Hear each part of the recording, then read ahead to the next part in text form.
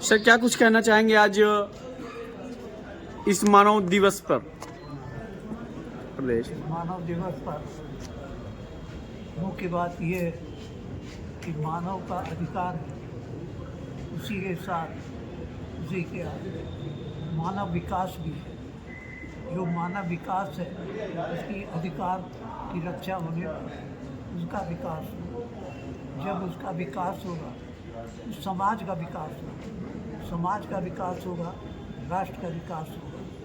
लेकिन इसके साथ ही समाज में कर्तव्य अधिकार दोनों ही एक साथ चलना चाहिए। जब कर्तव्य का पालन होगा, अधिकार का भी उसी प्रकार से तरक्की होगी। तो दोनों ही चीज़ें, कर्तव्य अधिकार समाज की रीढ़ है, स्तंभ है, और इसको संगठित रूप से आगे बढ़ाने के लिए मानव अधिकार संगठन बहुत ही उपयोगी सशक्त संगठन। लेकिन कहीं कहीं हमारे राजनीतिक दल और प्रशासन की वजह से लोगों का ये मानव अधिकार का हनन हुआ करता है।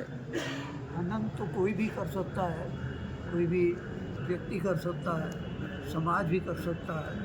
इसलिए हनन की एक प्रक्रिया अलग है और उसका उपचार, उसकी किस प्रकार ठीक किया जाए, वो एक अलग चीज़ है। वो करने के लिए अधिकार का हनन किसी एक व्यक्ति और समाज पर ही सीमित नहीं है। सर बतौर न्यायमूर्ति कोई आप इससे रिलेटिव कोई ऐसा आपके लाइफ में आया हो तो उस अनुभव को आप साझा करें। जो भी न्यायालय में आता है वो यही कहता है कि हमारे साथ अन्याय हुआ। अन्याय क्या हुआ? हमारे अधिकारों का हनन हुआ। सर जैसे कि कहते हैं पत्रकार देश का चौथा स्तंभ है, लेकिन क्या पत्रकार अगर खबर लगाते हैं तो उस पर भी क्या पुलिस मुकदमा लिखेगी? ऐसा कुछ हो सकता है? पत्रकार जो है वो हमेशा ये देखता है कहाँ अन्याय हो रहा है, कहाँ अधिकार का हनन हो रहा है।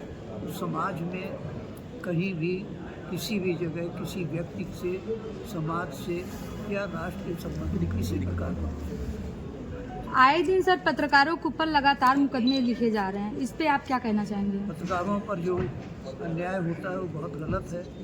पत्रकार तो उसका कर्तव्य है, तो समाज का दर्पण है। समाज में क्या हो रहा है, क्या होना चाहिए, उसको राह दिखाता है, उसको बताता है।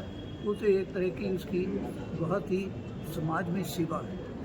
प्रयागराज में सर प्रदेश मानवाधिकार संगठन के बारे में आप क्या कहना चाहेंगे? कौन से प्रयागराज में प्रदेश मानवाधिकार संगठन के बारे में आप क्या कहना चाहेंगे? हमारा एक संगठन है और उसका जो भी कार्य करे उसमें लोगों को सहयोग देना चाहिए। बहुत अच्छा सर।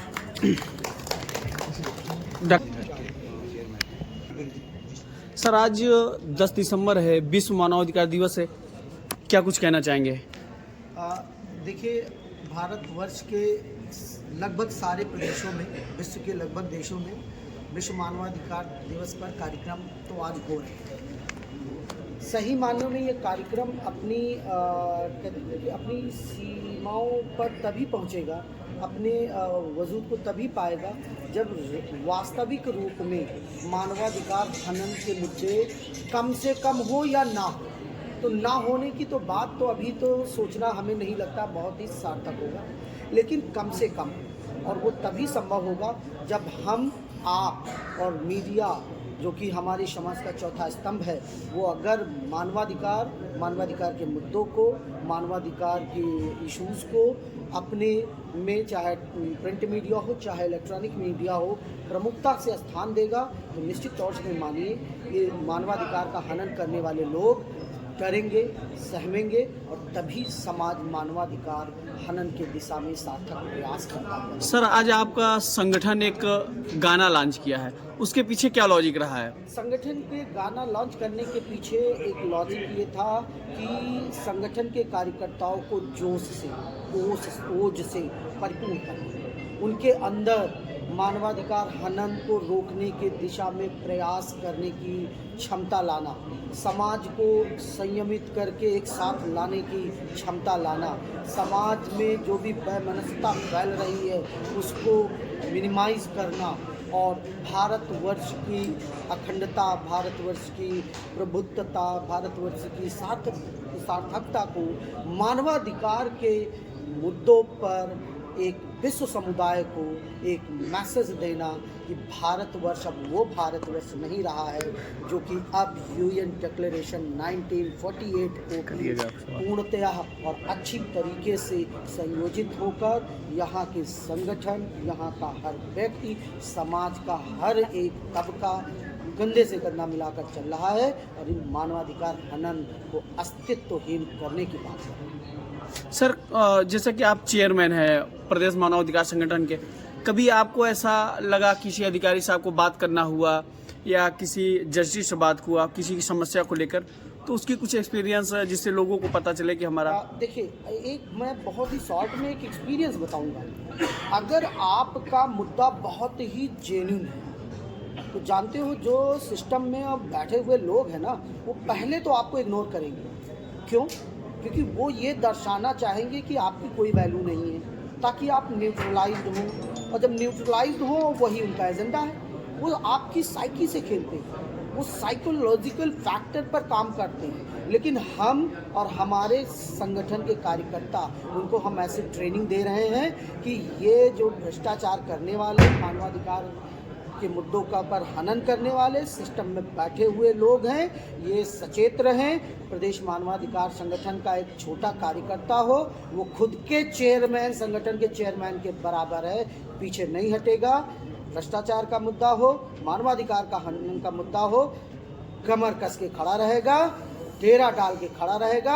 अगर मुद्दा गलत है तो अधिकारी हमको बताए, हमारे संगठन को बताए, प्राधिकारी बताए कि आप गलत मुद्दा लेकर आए हैं और पूरी जगह प्रसारित कर दे। लेकिन मेरा मुद्दा, कोशिश यही रहती है कि कोई भी पदाधिकारी किसी भी स्तर का हो, कभी भी गलत मुद्दे के लिए अधिकारी के पास नहीं जाए। और अधिकारी के पास जब हमारा पदाधिकारी, हमारा कार्यकर्ता जाता है तो ताल ठोक के कहता है कि this is right thing, you have to do, if you are taking the responsibility of this chair, you will have to respond positively regarding this issue।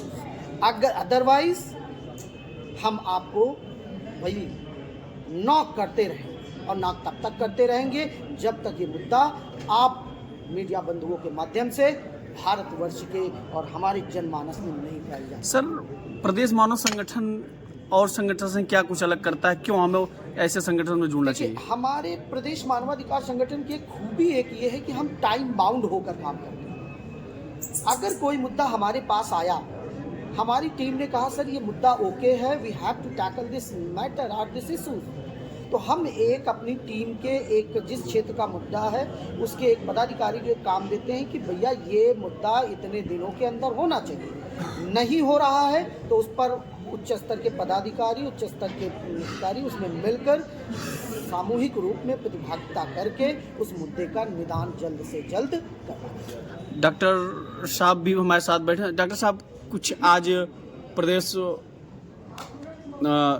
मानवाधिकार दिवस है तो उस पर कुछ आप भी कहना चाहें? मानव अधिकार दिवस में मानव अधिकार का तो बहुत बातें हुई, कर्तव्य की बात नहीं होती। जो मानव कौन है, जो मानव का कर्तव्य निभाए।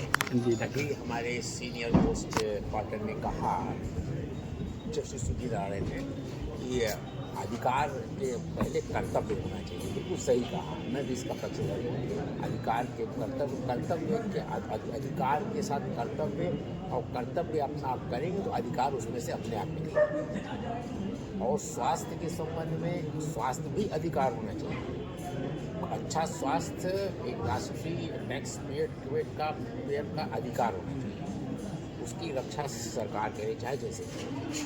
स्वास्थ्य सेवाएं बहुत महंगी हो गई, कॉमन आदमी, middle class, lower middle class के पहुंच से बाहर हो गई। सर, आप राइटर भी हैं, आपने किताब भी लिखा भी अगले बार, तो कहीं न कहीं प्रदेश मानवाधिकार या फिर लिखने में कभी कुछ ऐसा कटु शब्द हो गया हो तो उसका आपके उस चीज़ों का विरोध हुआ हो, या कुछ लोगों से थोड़ा शेयर करें? कटु शब्द में आलोचना तो कटु आलोचना का भी स्वागत होना चाहिए। आलोचना तो हमेशा होती है, कटु भी होती है, अच्छी भी होती है।